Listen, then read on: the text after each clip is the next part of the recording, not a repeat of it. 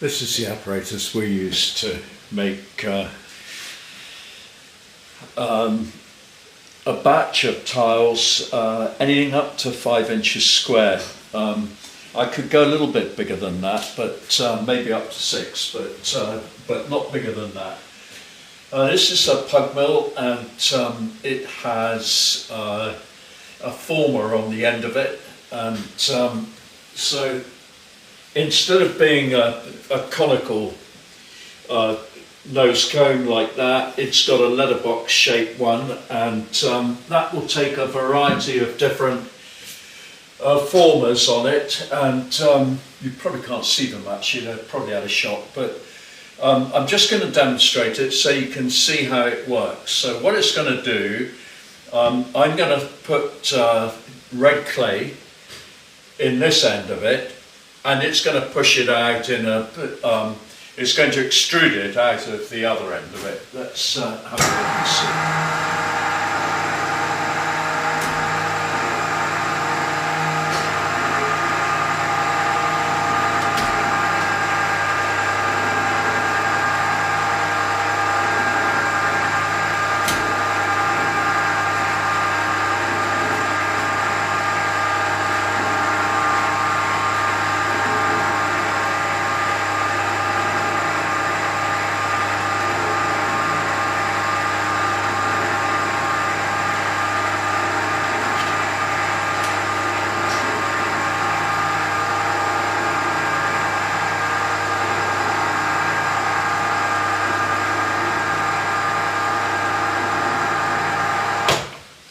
Looking a little bit closer, what we've got is a flat extrusion. I'll just take this out of the...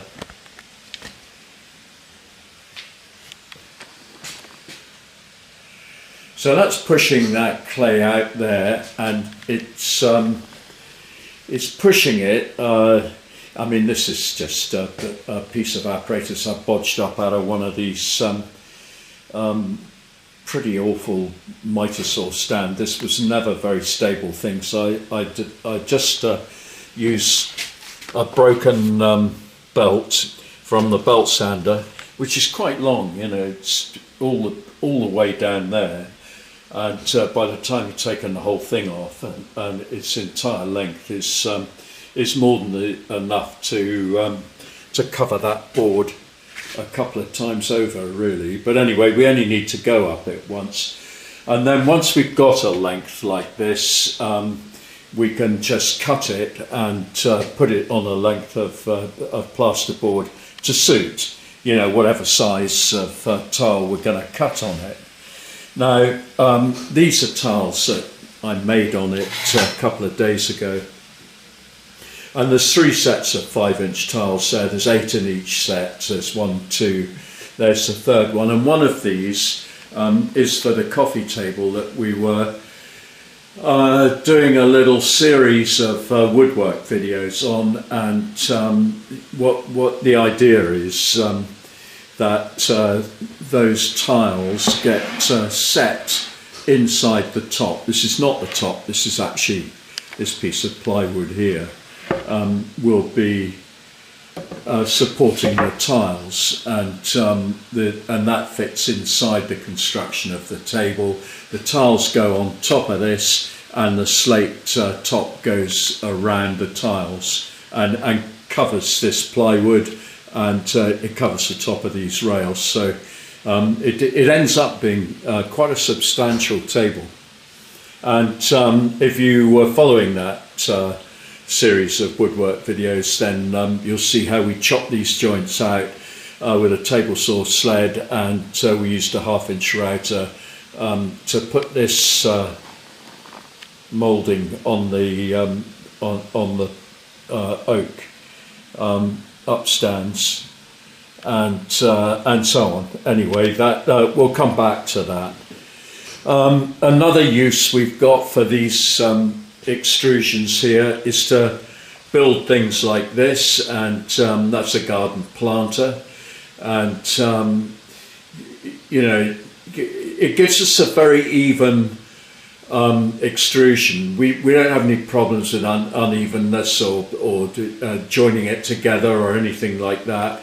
And the extrusions top and bottom are not made in the pug mill. They're made on one of those wall extruders. I mean, you may have one of these. Now, I'm not saying you don't need a sophisticated setup or a de-airing pug mill in order to do this. Rolling pin and 2 sticks will get you tiles that size without any trouble. And they'll be, to be honest, they'll be as good, but it'll just take you a bit longer to make them, that's all. So when we've got quite a few of these to do, we crank the machine up and do them. And one set of these is going to the States, one set's going in that coffee table, and we'll do a third set because we want to expand the line of illustration and design that we've got going with the tiles. So we're using terracotta in this machine, and so all these tiles are terracotta. We tend to use this smaller rack for the terracotta and the bigger one for anything that we're doing, and there's not much of it at the moment because the kiln's full of decorated tiles. We don't have an enormous throughput in tiles because they're very labour intensive, and they're all decorated by hand one way or another. And if you've looked at the last few videos, then you'll have seen the kind of work that we're doing with them. Anyway, that's just to show you how we do this, and we're going to revisit this when we come to slipping these tiles. I'll tell you a little bit more about that, and then Charlotte is going to decorate one set, and we'll have a look and see how she approaches that as well. You might find these things quite informative. I hope you do anyway, and if you do, please subscribe to the channel, like it puts it out a little bit further, and you'll get a notification of when the next one's coming up, and we hope to see you for that.